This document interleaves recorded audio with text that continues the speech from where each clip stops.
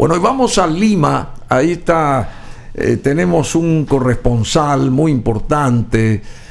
Me avisás, por favor, DJ Cool, cuando estemos en contacto con Fernando Oz. Es un corresponsal de guerra. Él está en Lima, en el Perú, porque hay un montón de historias allá, manifestaciones de todo tipo. Y Fernando Ortega Zavala es un corresponsal de guerra de la revista Gente de Argentina, de la editorial Atlántida, y naturalmente sabe mucho él, y queremos que nos informe, Fernando. ¿Cómo te va, Fernando, de lo que está pasando allá en Lima ahora mismo? ¿Cómo descifrarías esa situación hoy? Arrancando la semana activa, hoy es lunes 23 de enero, creo que hace días está la cosa brava allá. Antes que nada, un placer y el agradecimiento de que estés del otro lado, Fernando Oz, para informarnos. Adelante. ¿Qué tal? Muy buen día.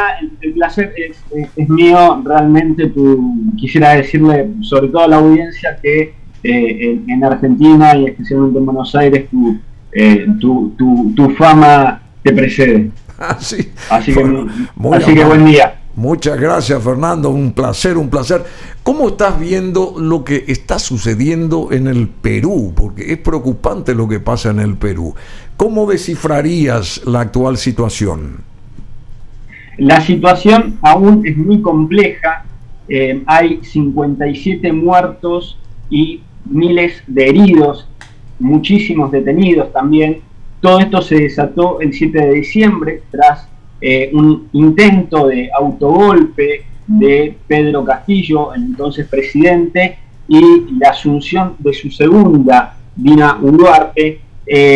Y la situación es, ya con toda esa cantidad de muertes en tan poco tiempo, es terrible, y sinceramente no creo que esto vaya a menguar, por lo menos en las próximas semanas. ¿Qué pide la gente? En principio, que renuncie la presidenta, luego que se disuelva el Parlamento y que se convoque a unas nuevas elecciones, además de hacer una reforma en la Constitución de Perú para poder, entre otras cuestiones, darle mayor libertad o mayor coparticipación a las provincias. La mayoría de las personas que se están manifestando en la ciudad de Lima son justamente personas que llegan desde diferentes puntos de este país. Decime, y la pregunta que todo el mundo se hace, Fernando, ¿por qué tantos presidentes se sucedieron o son cambiados en el Perú? En 5 años creo que pasaron como 6 presidentes. ¿Cuál es esa historia respecto a estos mandatarios que o no tienen la credibilidad cuando asumen, o la gente los rechaza automáticamente, no aguarda a la gente lo que ellos puedan hacer a favor de la ciudadanía? ¿Qué realmente está pasando ahí? Porque 6 presidentes que son cambiados en 5 años creo que bate el récord ese país en este aspecto, ¿no es así? Sí, es tal cual como lo está diciendo. Es una crisis política muy profunda, la que viven sobre todo los partidos políticos tradicionales y también la clase política y dirigencial en su gran mayoría. No hay líderes fuertes. De hecho, la protesta, que ya lleva varios días, no tiene líderes que el Estado pueda señalar. Hay una crisis política, básicamente. No hay dirigentes y los partidos, y nadie cree en los partidos políticos. Está la sensación de que se vayan todos, pero lo que todos se preguntan también en Lima es: perfecto, si se van todos, ¿quién va a comandar esto, no? Además de ser un problema que tiene muchísimos años con las otras regiones, es decir, con las provincias.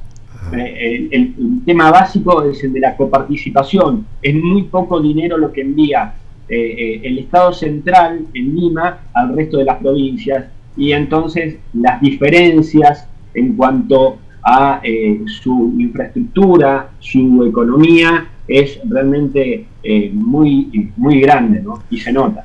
Bueno, tenemos imágenes que son vertidas ahora sobre esta conversación con Fernando Oz, corresponsal de guerra allá en Lima, respecto a lo que está pasando en el Perú. La consulta también, Fernando, sería ¿por qué el rechazo de la ciudadanía con incendios de por medio, edificios históricos que son maltratados también en todo esto, edificios de centurias, de mucho tiempo de haberse construidos, están siendo derribados, incendiados, etcétera, etcétera? Se levanta la ciudadanía en contra de la actual mandataria, que es la primer mujer que tomó el toro por las astas en el Perú. ¿No la quieren a esta mujer? ¿Qué está pasando realmente ahí?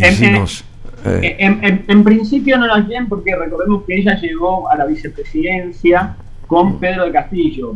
Sí. Pedro Castillo es un hombre de izquierda, y ahora ella está digamos, de alguna manera muy cercana con el ejército y diferentes fuerzas de derecha. Entonces la consideran una traidora, porque a tan poco tiempo de haber llegado al gobierno a través del voto popular, y que esté haciendo todo lo contrario de lo que se había prometido durante la campaña. Entonces la consideran justamente una traidora, pero sobre todas las cosas por la violenta represión que hay y con tantos muertos y centenares de heridos, ¿no? Sí, y respecto a lo que decías, a la destrucción del casco histórico de Lima, que es considerado patrimonio patrimonio mundial por la UNESCO. Patrimonio de la humanidad, patrimonio de la humanidad.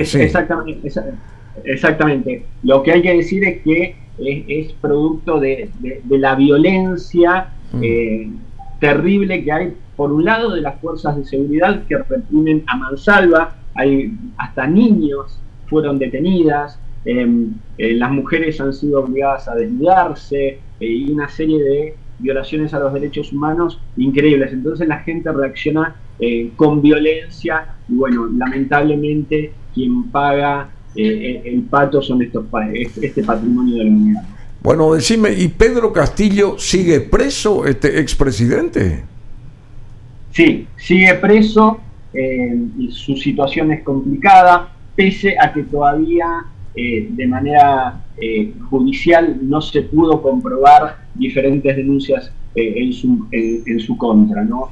Fue como una especie de lawfare para poder tumbarlo. Cuando él se da cuenta de esa situación, intenta hacer un autogolpe de Estado que no tuvo ningún tipo de éxito, porque las fuerzas armadas y las fuerzas de seguridad no lo apoyaron. Y sigue preso. Sí, vos que estás ahí inserto, digamos, en el mundo peruano ahora mismo y ante una terrible situación, ¿vos ves algún atisbo de que esto se va a solucionar, zanjar esta historia en la brevedad, o esto va a continuar según tu visión ahí directamente? Porque vos estás ahí en el centro de la historia del Perú. Ahí estás en Lima, una ciudad hermosa que lamentablemente está siendo maltratada por esta situación. ¿Vos crees que esto se va a apaciguar en breve tiempo o no?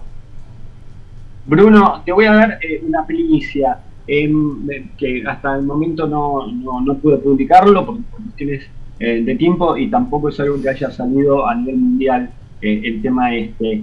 Me encuentro en este momento a exactamente media cuadra de la Plaza San Martín. Sí. La Plaza San Martín es el centro de las protestas aquí en Lima. Y la primicia que te quería dar es que esta tarde, quienes van a marchar por esta Plaza San Martín para ir hacia el Congreso con la idea de tomar el Congreso, son los reservistas, las fuerzas reservistas del país. ¿Qué quiere decir?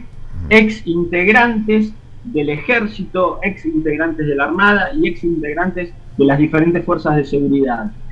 Esta es la información que hemos podido obtener anoche a última hora. es prácticamente una sorpresa. Ni MAC ni Perú se esperaban esta situación, lo que significa que esta noche pueden haber serios enfrentamientos entre las fuerzas de seguridad y estos ex militares, policías que forman parte de la reserva y que se suman a la protesta contra Lino Ular. Bueno, es bastante brava la cosa, la información de Fernando Oz respecto a lo que va a acontecer allá en Lima. Fernando, ¿cuántos años vos tenés, Fernando? ¿Podemos saber tu edad? ¿Cuántos años tenés? Acabo de cumplir el 11 de enero 47. 46, 7, 47. 7 acabo de cumplir el 11 de... Sí. El 11 de enero. El 11 de enero, 47 años. Bueno, felicidades desde ya. Pero te pregunto, porque vos sos corresponsal de guerra. Estuviste en Europa, estuviste por lo que está sucediendo allá en Ucrania, también estuviste cerca de toda esa historia entre Rusia y Ucrania últimamente, ¿o no? A ver. Estuve dos veces en Ucrania, y el argentino que más tiempo estuvo sobre el terreno, exactamente, dividido en dos veces, al principio de la guerra y volví hace algunos meses atrás de Ucrania por segunda vez. ¿Y cómo es la situación, así en breves palabras, en breves términos, cómo es realmente la situación allá entre Ucrania y las fuerzas de Putin, digamos, que son las que invaden ese país? Vivir es un bingo, esa es la verdad. Es decir, uno puede en los lugares donde, es decir, detrás de la primera línea, en los lugares donde aún no llegaron las tropas rusas, vivir es un bingo. Uno puede salir a hacer una compra o ir a hacer un trámite a último momento, y de golpe por esas le tocó el número, cayó un misil, así se acerca a unas cuadras y puede perder la vida, ¿no? Esa persona. Esa es la situación. Estar en Ucrania es tener esa sensación de que suenan las sirenas y no saber dónde va a ser específicamente el bombardeo. Y muchas veces los misiles que son lanzados desde Rusia o desde el Mar Negro son interceptados por el escudo antimisilístico que tiene Ucrania. Pero ¿qué pasa? Ese estallido entre dos misiles de última, lo mismo destruye edificios y lo mismo quita vidas. Y otra cosa es la primera línea, el frente, donde los soldados se enfrentan muchas veces cuerpo a cuerpo, y hay una nueva arma que es letal, que son los drones, que aparecen sobre todo por la noche y son muy difíciles de detectar, a tal punto, y eso lo puede vivir en primera persona, cuando hace en invierno, en los momentos fríos, en las trincheras no se puede fumar. Ah, sí, no se puede fumar. Porque el solo hecho de fumar un poco no se puede fumar porque le baja la temperatura, y hay drones que detectan el calor. Entonces los soldados prácticamente o no fuman o tratan de fumar en una especie de subterráneos. Esa es la situación, una situación muy compleja, con miles de muertos, y es una guerra que realmente no creo que por el momento vaya a finalizar, y con el siempre temor de la utilización de armas químicas o armas nucleares. Bueno, terrible también la situación allá en Europa. Y la última consulta, porque estamos acá en el estudio con invitados, Fernando, agradeciéndote realmente la deferencia tuya desde Lima, y auscultando lo que está pasando y mostrándonos también a través de imágenes todo lo que sucede allá en el Perú, y lo que dijiste que va a acontecer en esa Plaza San Martín de Lima hoy en horas de la tarde-noche. La situación allá, la reunión de la CELAC es mañana en Buenos Aires, en la Argentina, en tu país. La presencia de Nicolás Maduro desde tu óptica y la de Lula ya que viajó a la Argentina, ¿cuál es tu visión de lo que va a pasar allá con la presencia de Maduro en la Argentina, en tu país, la Argentina? A ver, o como periodista también, ¿qué va a acontecer? Porque la mitad de la población no está de acuerdo con que arribe Nicolás Maduro a tu país, Argentina. ¿Qué va a pasar? ¿Qué podría pasar ahí?